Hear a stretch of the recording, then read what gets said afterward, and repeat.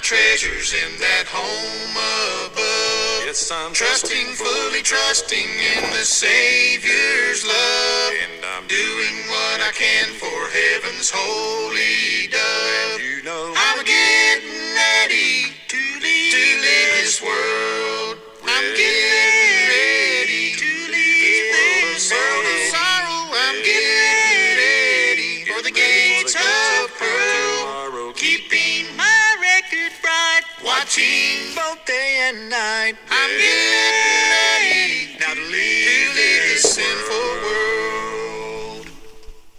Trusting in the riches of His saving grace. walking In each earthly trial by His love can trace. I know Surely up in heaven I shall find a place. you know I'm getting ready to leave this world.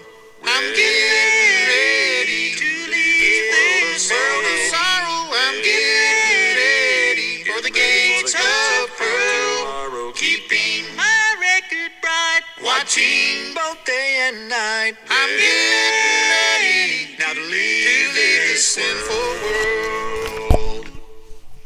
To prepare a mansion, Jesus said I'll go. saying If it were not true, I would have told you so. we have Just a little while to linger here below. and you know I'm getting ready to leave this world.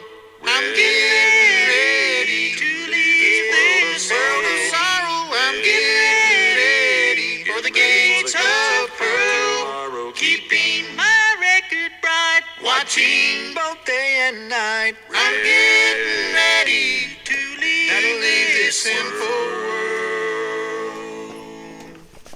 I'm getting ready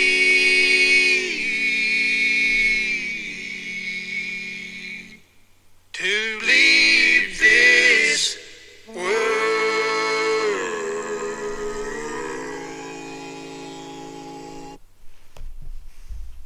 Hello ladies, welcome to Homemaking Radio.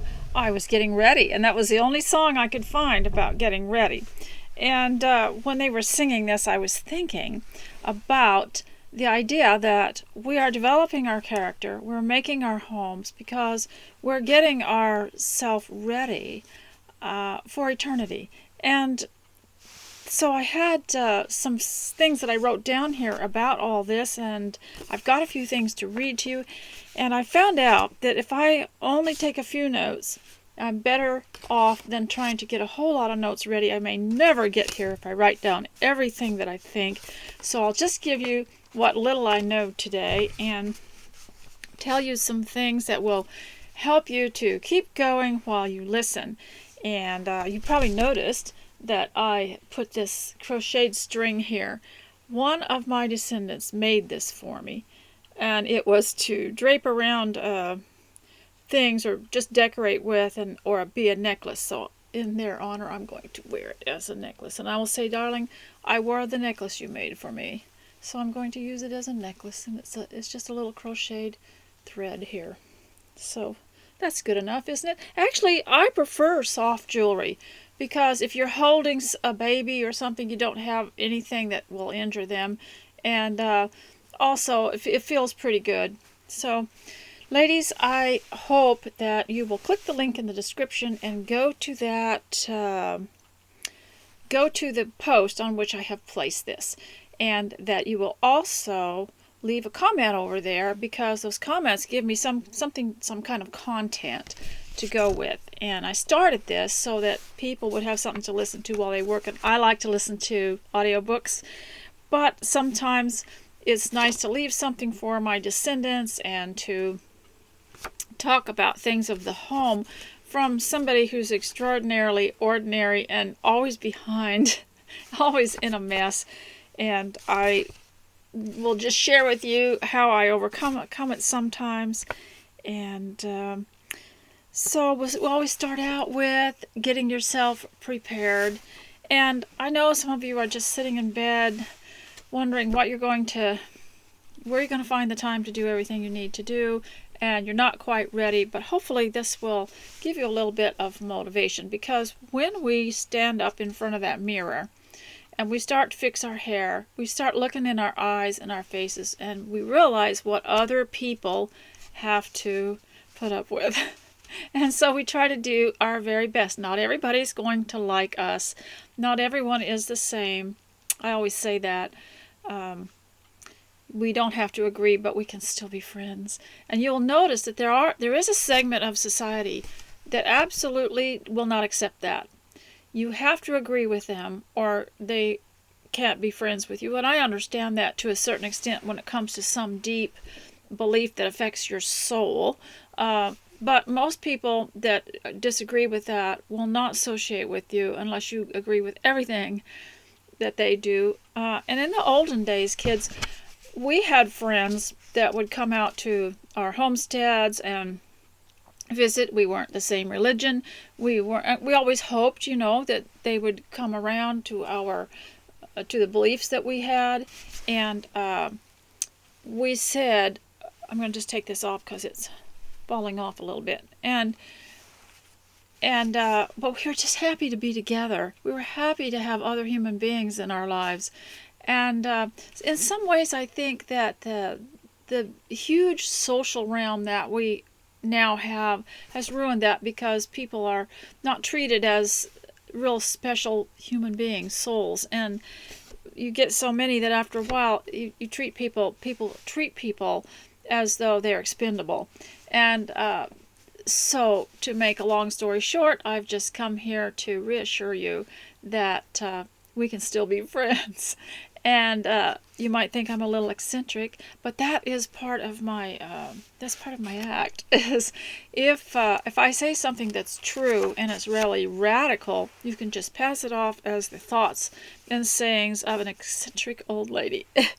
So today, if you have not got dressed, I'm wearing this because I lost just a tiny bit of weight, and I was able to get the top button buttoned, and I'm really happy about that. The other two buttons, not so much, but I just felt kind of triumphant because I lost. And the disappointing thing about weight, kids, is it only comes off a tiny little bit at a time. Like the scale will say 135 point da da da da. And it's one of those points that comes off, not the big one, not the pound, and it's really disappointing. And I have learned to just look at the tiny little victories and be happy that I can button the top button. And so, as you can see behind me, I have my teacup that goes with, and I wanted to also, these are the things I hope to talk about today, but I have so many things that I don't even know where to start. And so we'll start a little bit with homemaking, because hopefully you're all dressed up, you got your face painted on, and you're doing well. And one thing that I like about this method of sharing is that, there's a Bible verse that my son liked a lot when he was a teenager. And it was saying, don't be afraid of their faces. And it was talking about a rebellious group of people that would that would have the rebellious, combative look on their faces when you started to talk. And I think God was talking to one of his messengers. He says, don't be afraid of their faces, because their faces would have this look of rejection. And that's that's a neat thing about broadcasting, is that you really don't see that. And I can remember in the olden days having to teach classes to women, young women, and towards the 80s started to get some flack from it, whereas it was generally loved and accepted in the 1950s. You could have a class for women, and they just appreciated it and loved it so much. And it was all about homemaking and, praying for your family and being successful in your Christian life as a mother, wife, homemaker, woman at home. And we really loved it. And you didn't hear all the, arguments and stuff. And towards the late 1970s and 1980s, I noticed a change in that there were women who came to stir up trouble, or who truly were confused and were objected to it. But this is the beauty of a broadcast, is it's all one-sided. But you can leave a comment on my blog. So if you're new here, click the link in the description and go where I have embedded this, and you can see the rest, see the description and the summarization, and maybe some pictures from the manse. Now, I have been married for 50 years and to a preacher, and we have had other businesses in between, and a grandmother of 10, and I have more descendants coming, so that's one reason I wanted to put this on video. And so I had a Thrive class. Remember I told you a couple of years ago that I had been doing Thrive classes on Zoom for some of the grandchildren and the children, and we would give each other assignments of things to do, things to make, things to accomplish, things to think about, things to work on as far as study a character quality, like what does nobility really mean? What is truth? And to study this and bring it back to the next Thrive class. And we also had a friend who had been a hairdresser, and she taught us all about hair. Then we had somebody come on and teach us how to draw. It was just one of friends or families coming on, and I even had an exercise class for the little kids, and really enjoyed that, and made an exercise guru out of one of them. He's 4, and he is the exercise leader of the family, and he will come in and want me to follow his exercise, and I'm really feeling good following him. But after a while, we only did, goodness, I think we might have done 9 or a whole year's worth of, or a whole winter's worth of these Thrive classes. And one of the grandchildren, she came and gave me a cooking show on Thrive, and she had everything, all the ingredients put in little bowls like in cooking shows, and it was such an absolute delight, and I enjoyed it so much. But the thing is, they faded out, the class faded out because everyone got so busy. The Thrive just was like a springboard for everything that needs to be done. And we started with the list, and we started with cleaning up after yourself, being responsible for your own possessions in your own room, because that would be the stepping stone to your own house. And if you don't learn to take care of your own room, you'll have trouble when you get married and it starts to become overwhelming. And so to have a sense of order. Well, it all faded out because no one had time to come to Thrive anymore. They were just too busy thriving. Well, one of my children wasn't able to do the Zoom ones in those days, and so yesterday he came over and he wanted to have a Thrive class, and and he's in his 40s, he's not married, and we just really enjoyed this so much.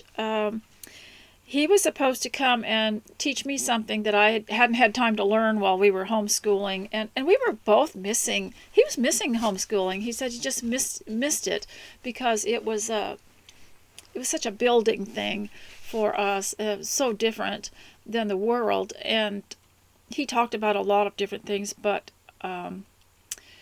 he talked to me about Schumann and how he had this composer named Schumann, and how he had injured his hand, and how to play the piano loosely and with your hands up like this, just things that I didn't even know.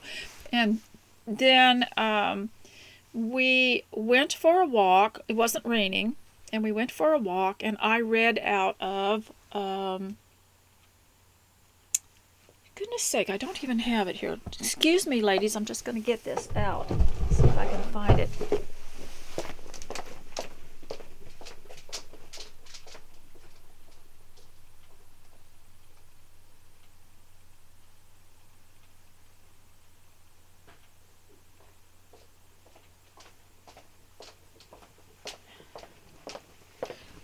I read to him. We walked around all over this piece of farmland, and we walked around the meeting house church building, walked around and came back, and when it started raining we had to go in. But I read to him about nighttime and what it did for sleep, and how the sun doesn't shine. He said in here, it's really interesting, the Jane Austen diet, the sun doesn't shine in the daytime for a reason, in the nighttime for a reason.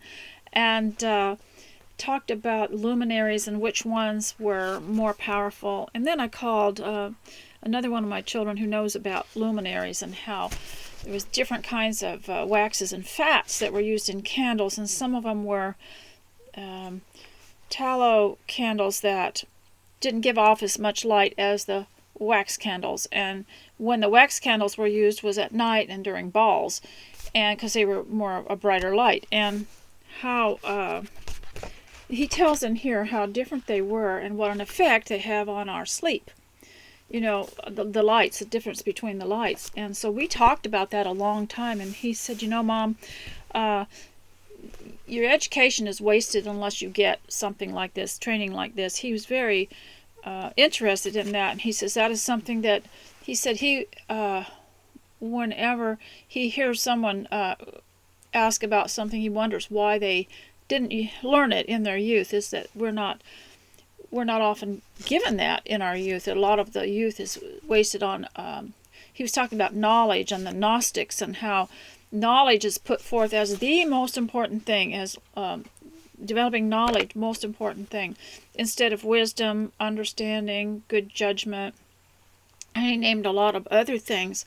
And we just had a wonderful conversation, and then we came in the house, and I showed him some stretch exercises that are good for headaches and good for joint pain.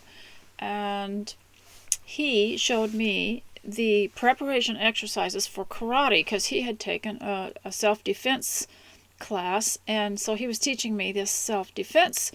So he taught me well enough that I was able to, we had a fight. We had a fight, and I blocked him. And so he's going to come over again and teach me some more of that. And I'm telling you, the exercise high I got from the preparation class for this self-defense class that he taught me lasted longer.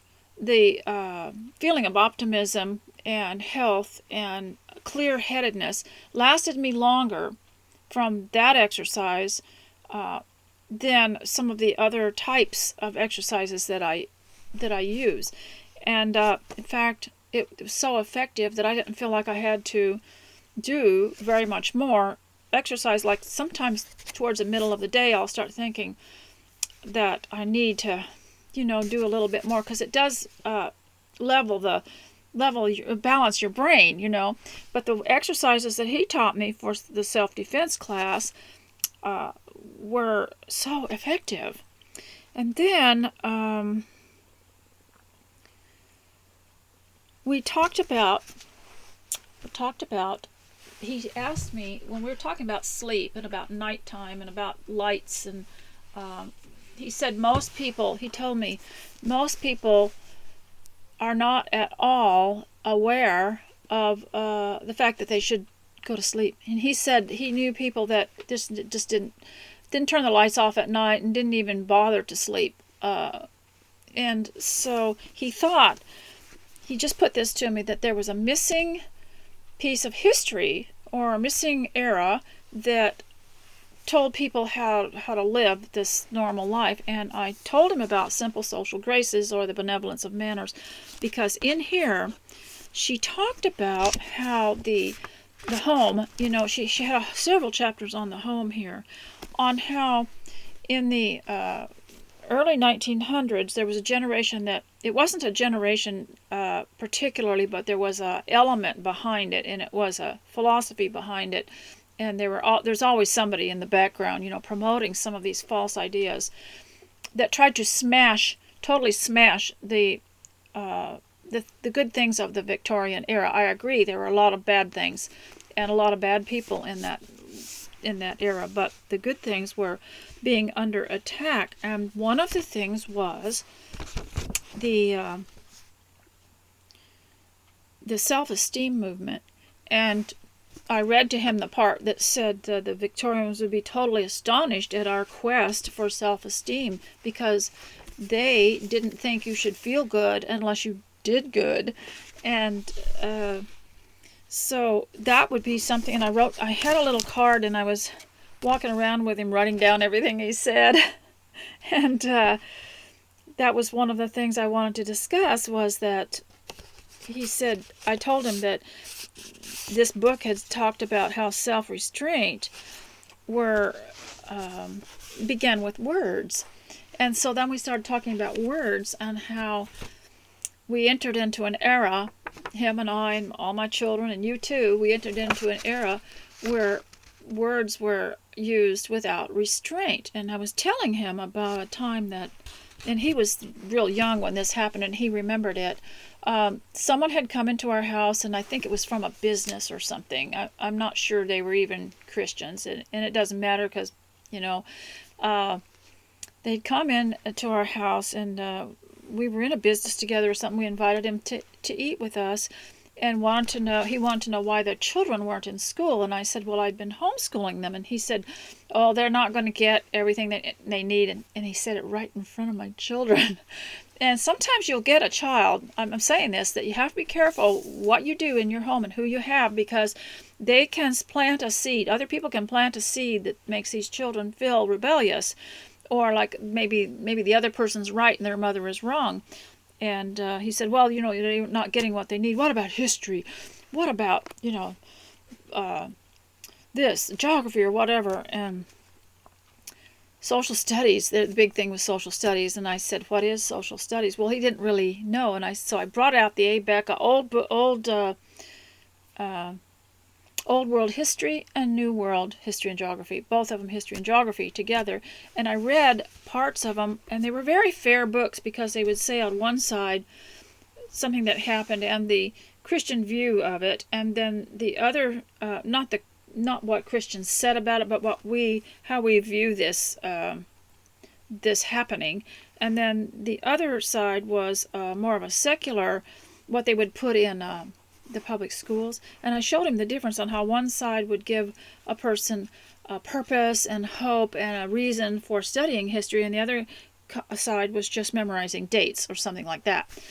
And this man began to get very loud while he was eating with us, and drowned us all out and yelled at us and told us, well, who cares about history? Well, just a few minutes ago, he was concerned that we weren't getting the right kind of history or geography. Well, who cares about? Nobody cares about history. And we were just all in such shock, and no one said anything because we felt that if we had said anything, it would have just created it, put fuel on the fire. But after he left, I wondered about that, and this book had not been written yet. And because that type of thing never happened in my home when I was growing up. And so my son was telling me about this. He said, we were in an era where we didn't have a generation before us to tell us, okay, so when this happens, when someone comes into your house and they misbehave, you throw them out. Well, we had never seen that happen. And but here's your missing generation. It's in Linda Lichter's book, and she had a chapter here on manners and courtesy, and anyone that disturbed the home, anyone that came in and had boorish manners at dinner, or they were loud and obnoxious, was told to leave. And of course they had servants and people that would help them leave, and they were never invited again, and their reputation was blackened and spread by the people that were offended. They would tell the next person, this man came into our house and he did this and this and this. And of course they lost their, some of them, it threatened their businesses. It threatened, just like it does, on social media and everything. And of course in the 80s, we didn't know what was going on. But I was talking to someone who was saying that she had known someone back in the day, she was a little older than I was, who had put up with bad manners in the home, and someone had been very bad-mannered that was not a member of the household. And so she had got up, opened the door, and told the person to leave. And she refused to serve food to them and told the person to leave, and the person just wouldn't leave. So she was trying to, follow some of these past practices that people had, when they wouldn't put up with stuff, and found that the new generation was so totally oblivious to what it meant. They just wouldn't get up and leave. And of course, she said she didn't want to call any kind of authority or police or anything, because she didn't want that on her record, and she didn't want her address and everything. She just didn't want to be in that system at all. And so eventually they did have to leave, but then she saw them several times in town and different places, and she just walked right past them and didn't talk to them until finally they got the message. But so it's a harder thing when they don't have the capacity to understand that they should not do that. And this is where our childhood is so important. And if you have not had that good training, it's not too late. We can all learn it. I've discovered things in here, mistakes that I've made that I didn't realize. I just didn't realize a lot of things. And one of the things that we talked about was that if you feel that you have a missing link in your life, you can go to that scripture in Joel that said he will restore the wasted years that the swarming locusts have eaten, and ask God to restore the years that you needed to give you a good foundation, and you can get them back. You just have to go back and work on it like you were a child. And this is kind of what we're doing with our Thrive classes. And when we were doing the self-defense class, our Mr. S came in and asked if he could join with us. So because he said he needed to be able to defend himself. So. Now, I also wanted to talk a little bit. I'll read to you out of this, since this is what we read in our Thrive class, and it was the reason that the Victorian era was so smashed and blackened out, which was what I think is one of our missing links, and why people have meltdowns when there's a problem, because we don't have the written example and advice of our ancestors saying, okay, when a person does this, this is what happens, and now and then this will happen to you and that will happen to you. But of course we always have the Bible and Bible principles if we can learn to apply them to these things. And one of the delightful things that he brought up was, do not cast your pearls before swine. And he indicated how many situations we could avoid just by being quiet.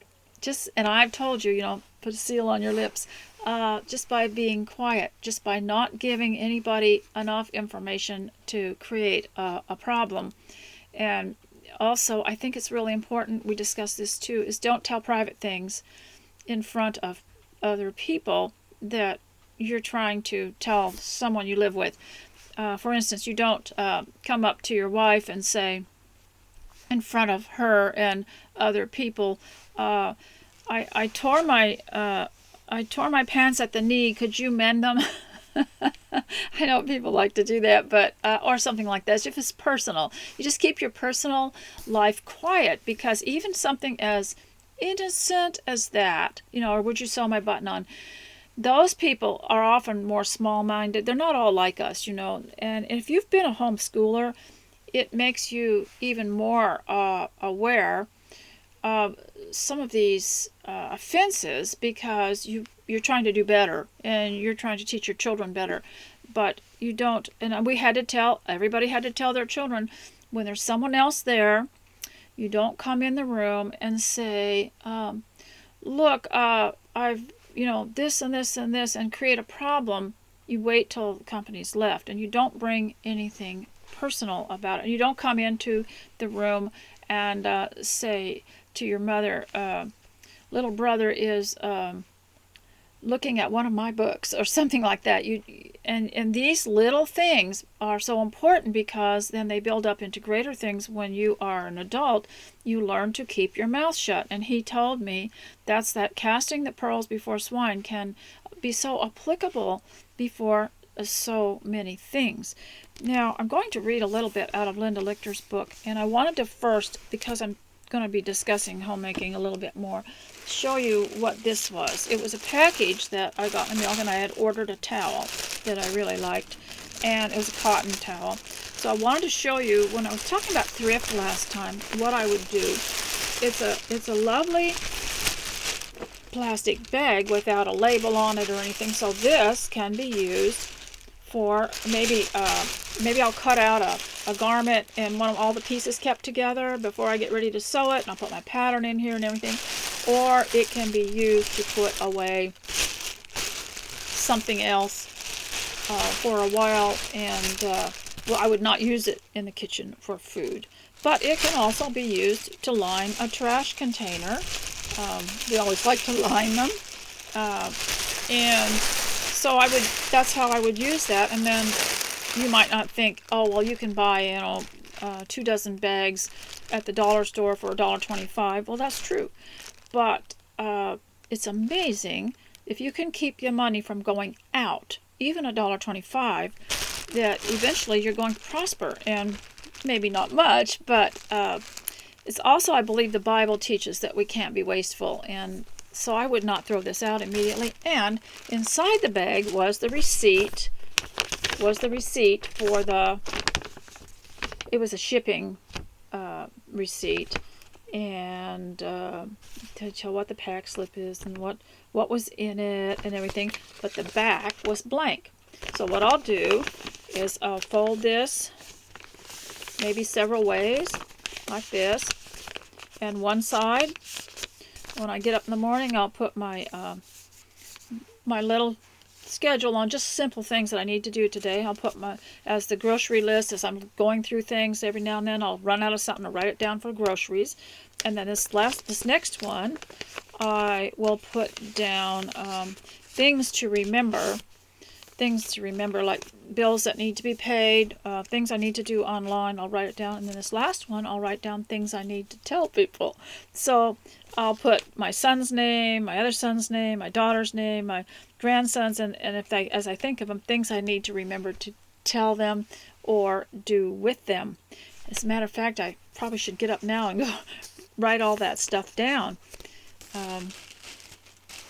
So here is Linda Lichter's Simple Social Graces on page 11, The Loss of Grace. And if you have some things to do, I'd like you to go and do it. There's really not much more to see here. I will go through these books and talk about them a little bit, plus go back to my list every now and then.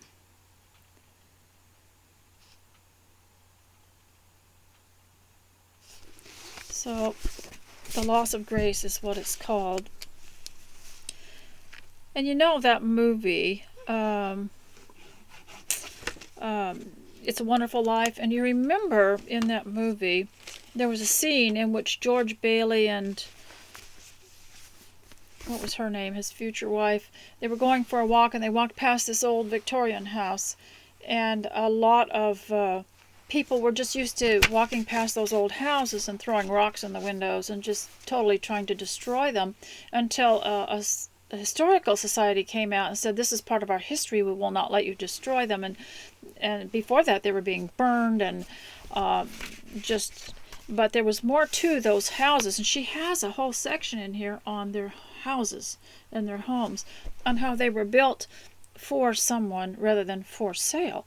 And so even when you go to look at a Victorian tour, historical tour home, and tour guide will take you through, they'll say this house was built by Dr. So-and-so for his wife so-and-so, or for his daughter, and or he had it built. And you never hear of a name of a construction agency. It was always for someone rather than for sale. And then the houses, of course, were passed down to other generations, so are inherited.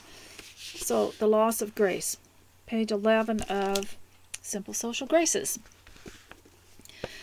But breaking the bonds of restraint, see, that was the whole thing about getting rid of the Victorian era. Why was it attacked? And it's like my son said, there was a missing bit of history where we didn't know how to cope. And then when we, because we don't know how they did things, so then when we got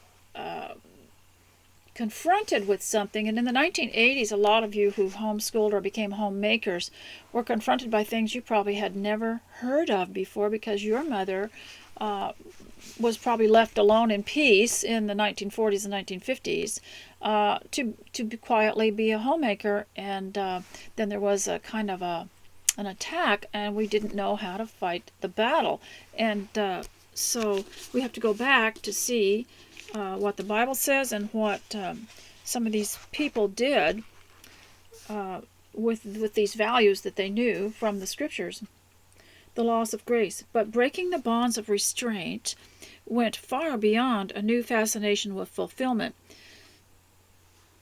Words like decency, truth, unselfishness, justice, atmosphere of nobility were ridiculed. And if you ever were to say that, even today, I mentioned that word nobility, very few people even understand it.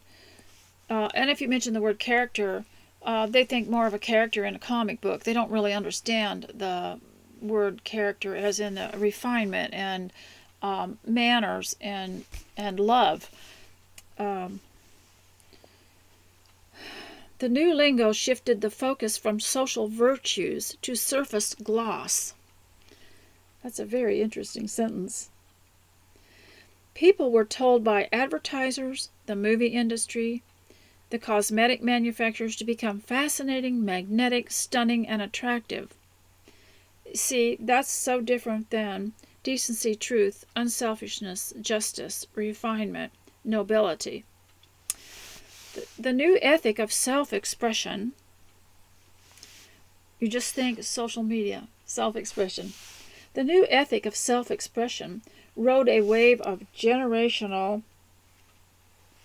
rebellion that has yet to crest. And this is written in the 1990s. In the 1920s, the etiquette authority, Emily Post, declared that each generation was entitled to make its own rules. So you can't trust these people, can you? Even the etiquette authorities, you can't trust them. She said each generation was entitled to make its own rules. Well, that's not what the Bible teaches. It says, look to the old paths where the good walk is, and walk in them, and you will find rest for your souls. And I believe that's Jeremiah 6:16. But it's where the good walk is. Of course, there are old paths where there isn't such a good walk, so it says look for the good things of the old paths. Many bashers of Victorian mores denounced their elders' stilted formalities and worn-out hypocrisies. Do you remember when the tea time interest was revived by Victoria, the early Victoria magazines, or even before that? I think Victoria noticed that people were getting more interested in having tea and collecting the teacups, and people would that were unrefined and very modern would make fun of it, and they would mock someone serving tea in their own home, and I think all of us endured it, didn't we? Adults that were just so out of it and unknowledgeable about life that they would actually make fun of a tea time that you held for them. But it took a while, to establish a tea time. We just kept practicing it, and pretty soon people learned to accept it. And then when the tea rooms came out, they really were helpful, because then people were like, aha, okay, so it really is something real, And it was the same thing with homeschooling. The early homeschoolers just got bashed terribly, and as it became more prevalent, these ignorant people would say, oh, I see, it's here to stay, I can't fight it. So, and it is the same with the homemakers too. Now, when we got a very hard time, even though our mothers were homemakers. There was an era where there was an attitude about it that put down homemakers, and now I noticed we get a lot of deliveries out here in the country, and people come out and they drive up their FedEx and all the other packaging, they take the packages around, and they're used to seeing women at home now, so it's not a big deal, but we did it just little by little. Many bashers of Victorian mores denounced their elders' stilted formalities and worn-out hypocrisies. Similar sentiments are still preached by current historians. Milton Rugoff, in his 1971 book Prudery and Passion, portrayed the Victorians' notions of character as intolerant and unrealistic. Now, see, that started a long time ago, that those of us who want people to behave themselves are intolerant. And I don't care what people do, but I just don't want them knocking over the furniture in my house, or breaking things, or mocking teacups, or anything like that. He portrayed the Victorians' notion of character as intolerant and unrealistic.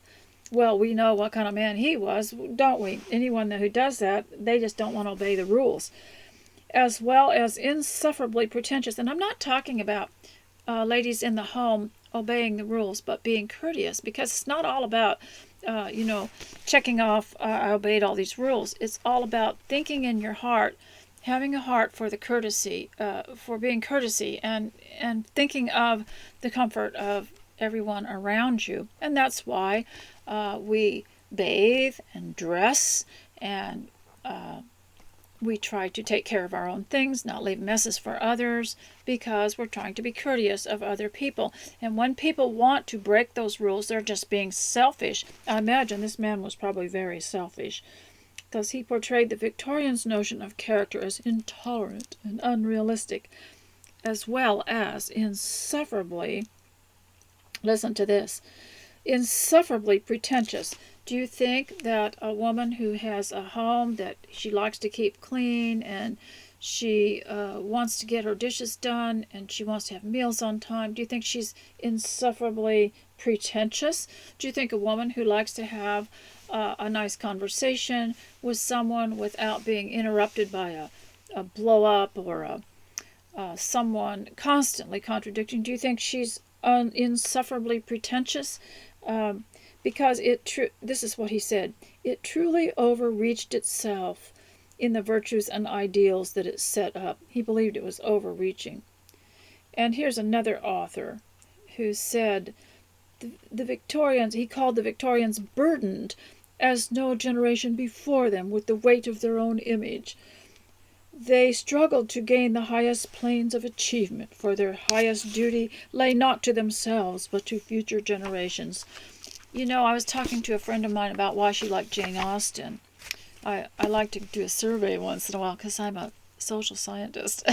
And she told me something about Jane Austen that she was impressed with, and that was that they cared about future generations, and that's why the parents had such flutterings, and because whoever Lydia married, or who married, had an effect on the parents, on the siblings, and on future generations, and also gave a disrespect or respect to the previous generations. And she was most impressed with that, because she says we live in a generation where we think we're it, and we're the only generation. We're not told the effect we have, like a pebble in the water. Remember that poem, drop a pebble in the water and watch the ripples go around towards the shore, towards the edges of the lake.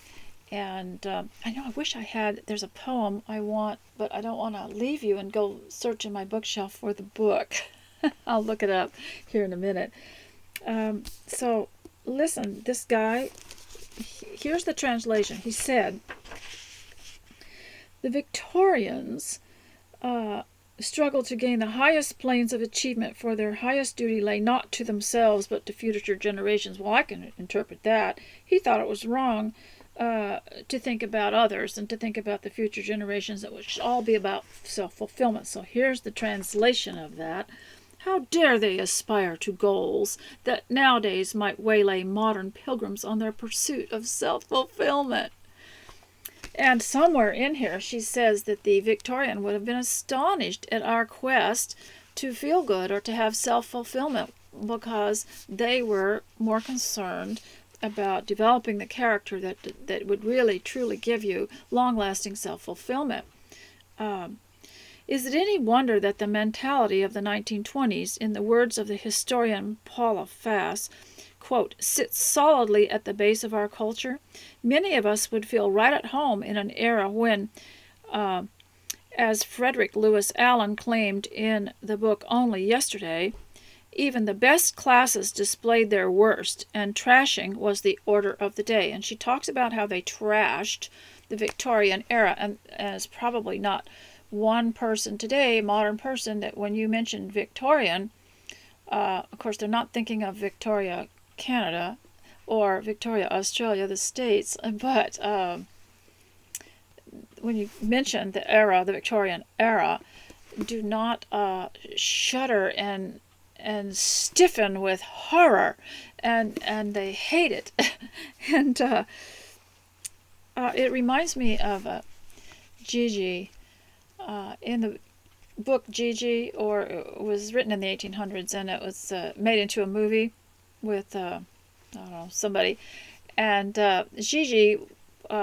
Gaston was used to seeing her. He was an old friend of theirs, and he was used to seeing her in her girlhood dresses, her little sailor dress and her little Scotch dress, and she was growing up, and her aunt wanted to get her some new clothes. She was outgrowing the old ones, and since she was growing up into a young woman, she bought her a dress, or had one made that had the high collar. It was a lace dress, had a very high collar, puff sleeves, and a long, and when he came in the door to see the family, she said, "Look, Gaston, 9 yards in the skirt." She was just so proud of this dress. And he said, "You look like a giraffe with a goiter." And she was nonplussed, non-phased. She went to the mirror, and it's kind of like I felt when I had that necklace that one of the children crocheted me. She looked in the mirror and she said, "There's nothing wrong with this dress." And she said she knew how to handle people who were kind of narcissistic, I guess. But she said, "In all the things I've read about you in the papers, Gaston, I've never read anything about you being expert on fashion for women." But this conceit that was smashing the Victorian era was quite. They were quite rude, and it says, many of us would feel right at home in an era when even the best classes displayed their worst, and trashing was the order of the day. When morals collapsed, manners quickly followed, as the Victorians knew they would. Allen, a battered survivor of the Jazz Age, recalled that guests couldn't be bothered to speak to them on arrival or departure.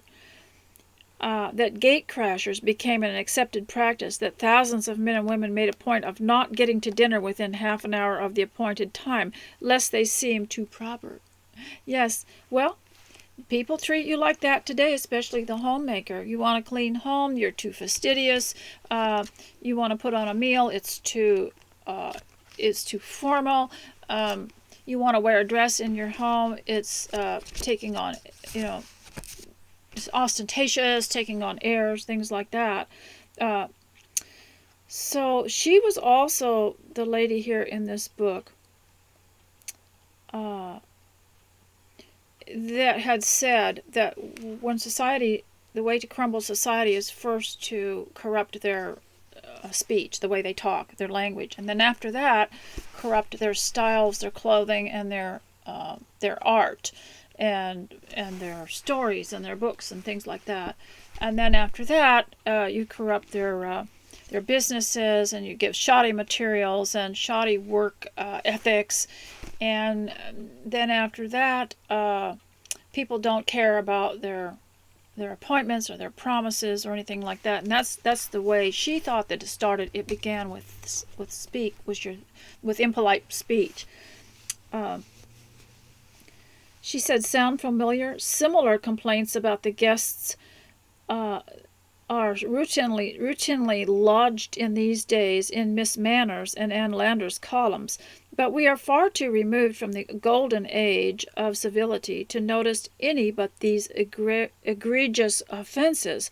Writing about the 20s in his 1950 book, The New Cosmopolis, James Honecker lamented, not only the spread of alcohol and gambling and frankness and general bad manners, but also gum chewing and sloppy appearance. To the Victorian mind, even such sins were important because they debased the currency of life. I've thought about that phrase, and that's what we'll do in the next Thrive class I have with one of my children, is talk about the currency of life. This might seem like ridiculous nitpicking. We all know how fussy those Victorians could be, yet it highlights a loss more poignant than the etiquette or morals that went bankrupt along with the social currency.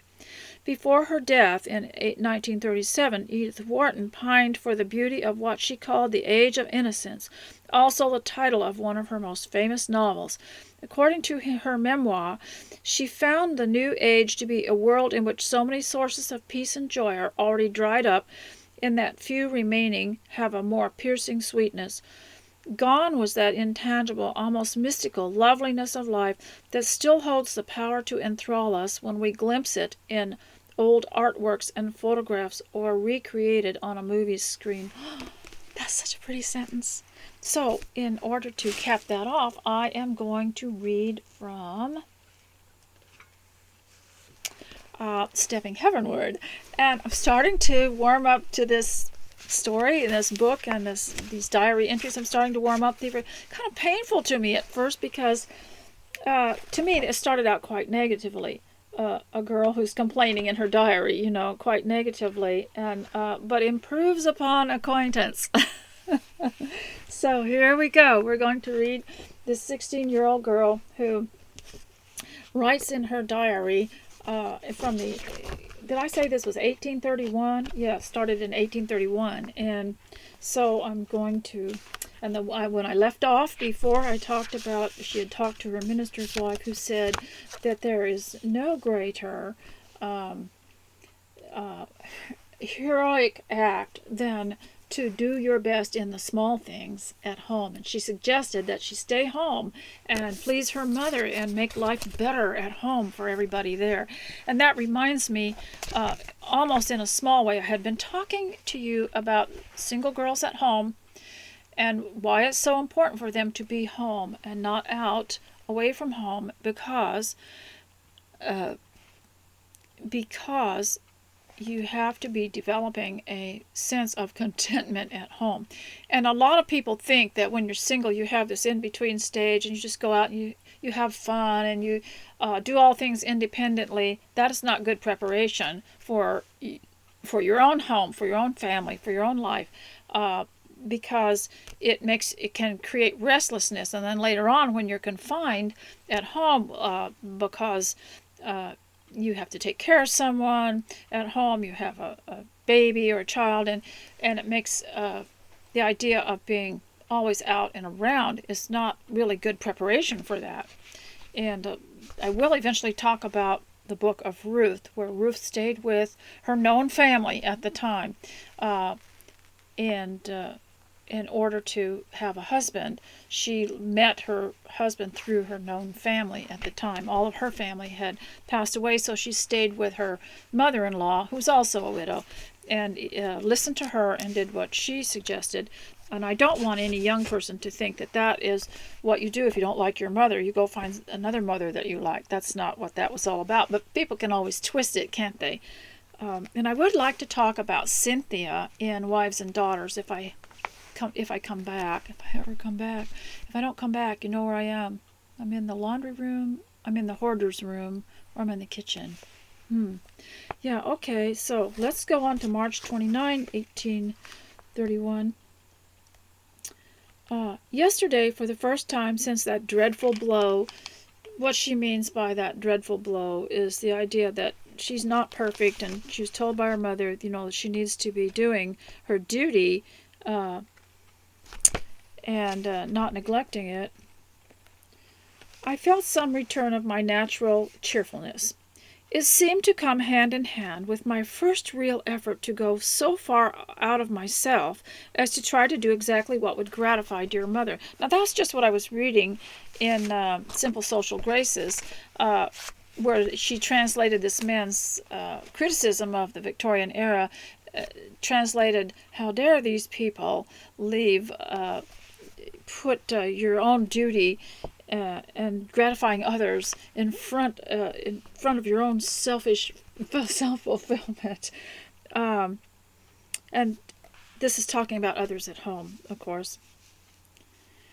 But today I am all down again. I miss my friend Amelia, for one thing. To be sure, I wonder how I ever came to love such a superficial character so devotedly, but I must have somebody to love, and perhaps I invented a lovely creature and called it by her name, and bowed down to it and worshipped it. Well, that certainly happens. You get a friend and you think they're just so wonderful, and it turns out they have feet of clay.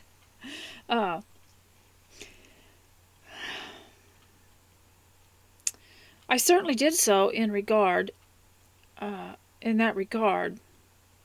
Evening. Mother has been very patient and forbearing with me all day. Tonight after tea she said in her gentlest, tenderest way, "Dear Katie, I feel very sorry for you, but I see one path which you have not yet tried, which can lead you out of these sore straits." Remember that phrase, dire straits? So everyone needs to learn what that is. What is straits? S-T-R-A-I-T-S. You can look that up. That's your homework. And you need to know all this. Why do you need to know this for homemaking? Isn't it just about washing dishes, preparing meals, and keeping the laundry up? No. It's about the intellect. It's about the mind-body connection, as Brian Kozlowski said in one of his chapters. And that's what the Bible's all about, too, the mind-body connection. It says glorify God in your body, and it refers to your body, and it says honor the Lord with your first fruits. It shall be health to your bones. So there's a mind-body connection all through the Bible too. And so as a homemaker, we need to know all this because we guard the home and we guide the home. And the home is a combination of the dwelling place, meaning the house, and the people that are in it, the family. So that's where home means house and family together. So don't ever get that twisted.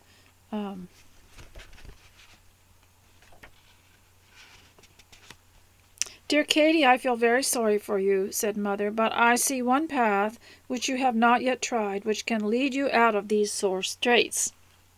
You have tried living for yourself a good many years, and the result is great weariness and heaviness of soul. Remember how stressed Grace was in that movie, Princess Cut. She began to be under severe stress because this young man that she was interested in was taking up so much of her time and then compromising her in so many different ways, and she started to feel the stress. And so she says, and of course she's just not thinking about what she was doing. So she says, you have tried living for yourself a good many years, and the result is great weariness and heaviness of soul. Try now to live for others. Take a class in the Sunday school. Go with me to visit my poor people. You will be astonished to find out how much suffering and sickness there is in the world, and how delightful it is to sympathize with and try to relieve it. This advice was very repugnant to me. My time is pretty full, and I'm occupied with my books, my music, and my drawing. And of all the places in the world, I hate a sick room. But on the whole, I will take a class in the Sunday school.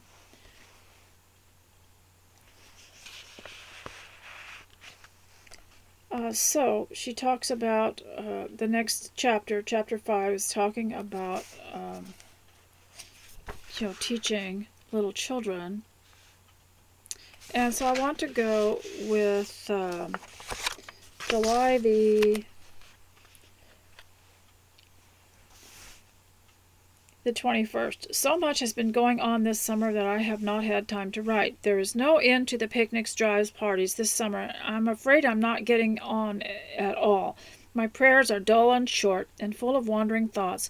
I am brimful of vivacity and good humor and company, and as soon as I get home, I'm stupid and peevish. I suppose this will always be so, as it has always been, and I declare I would rather be so than such a vapid, flat creature, or with such a dull, heavy one. Now, here's the problem: is that young people get and anybody. People get independent and they start socializing, and that is very shallow. It's really not going to give you the deep inner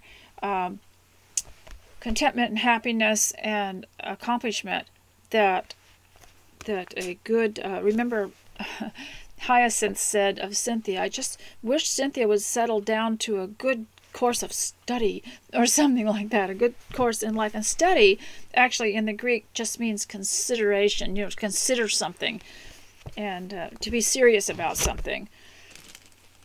Now I'm also going to read one more thing before I go so I can leave you on a high note. And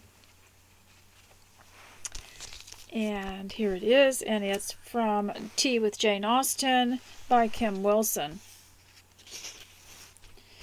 And Tea and the Delicate Constitution. And, people used to go for walks and they take a constitution, meaning it's a time to dwell on making some decisions in life or thinking about where they are and what they should be doing. The novels of Jane Austen's time were full of languishing heroines, ethereal, probably consumptive young women. They appeared to live upon their nerves, perhaps a morsel of toast, and of course tea. No self-respecting young lady in love would eat. I have cried without ceasing and have not tasted anything but tea, wails Lydia Melford in Tobias Smollett's Humphrey Clinker. Jane Austen enjoyed poking fun at such characters in her own novels. In Sense and Sensibility, Marianne Dashwood, who reads a good deal, knows what is expected of a young woman of delicate sensibilities. Marianne would have thought herself very inexcusable had she been able to sleep all the first night after parting from Willoughby. She was awake the whole night, and she wept the greatest part of it. She got up with a headache and was unable to talk and unwilling to take nourishment. Remember, they did a wonderful scene in the 1990s movie Sense and Sensibility, but it was rather disturbing, showing her having a fever and turning down food, and her sister broke down and cried because she thought she was dying. Despite her emotional state, she nevertheless drinks her tea. Eleanor now began to make the tea, and Marianne was obliged to appear again. Jane Austen herself had not much sympathy for the lovelorn. Writing to a niece who had decided that she was not, after all, in love, she said, "It is no creed of mine that you must be well aware that such sort of disappointments kill anybody. For every delicate young lady she's saying such disappointments never killed anyone. For every delicate young lady who subsisted solely on tea and poetry, there were others even more fragile, whose nerves were too brittle even for the gentle tonic of tea. In Sanditon, Diana, Susan, and Arthur Parker are either unfortunate invalids or dreadful hypochondriacs, depending on one's point of view. When Charlotte Haywood visits them for tea, she is amazed to see that the tea tray has almost as many teapots as there were persons in company. Diana and Susan each drink a different sort of medicinal herb tea. Arthur indulges himself with rich, strong cocoa, and the rather stout young man insists there cannot be any surer sign of nervousness. As the guests, there is a normal green tea, which Charlotte, of course, enjoys, and Arthur is astonished. So here is a quote from Emma by Miss Woodhouse. "I'm very sorry to hear, Miss Fairfax, of your being out this morning in the rain. Young ladies should take care of themselves. Young ladies are delicate plants." And tea was always the answer to... I loved everything in Sense and Sensibility, especially the comment that Fanny always had when she got herself in a tight spot conversationally. She would say, tea. And so I've wanted to adopt that for a long time. Now let me just have one more last look here. And I would like to quote some things from Wives and Daughters rather than read it because my time is going so fast. I wanted to analyze Cynthia sometimes. She seems like such a silly character, but there were some things about her that I was amused about. And she kind of tossed off Roger's letter from Abyssinia and and the fact that he had gotten a fever or something, and let Molly read it. And Molly said, "Well, is he going to be all right? Is he going to be back?" And Cynthia said, "I think it's pretty much sink or swim in Abyssinia." And I have used that phrase so much when I couldn't get anything done, or whether it was going to go this way or that way. I say it's pretty much sink or swim in Abyssinia. And there were several other quotes that they had in there that I'm starting to adopt. And so those of you who are involved in any kind of upheaval at home, whether it be physical or social or some kind of family thing that you're getting through, then what I would suggest is to bury yourself in your work and develop a sense of humor and develop creative things to do. I'm still working on several creative things, but when my son was here, we talked about it, and he said, "What about taking courses from each other, since I'm taking a self-defense course from him, and then we would get another another descendant to come and teach us his photography or his bird watching, and we'll get somebody else to come and teach us something else, and we'll take courses from each other, and then we'll write little pamphlets just off our computer, just print little fold-over booklets and pamphlets on each of these things and pass them around amongst each other and start our own little set of booklets from home."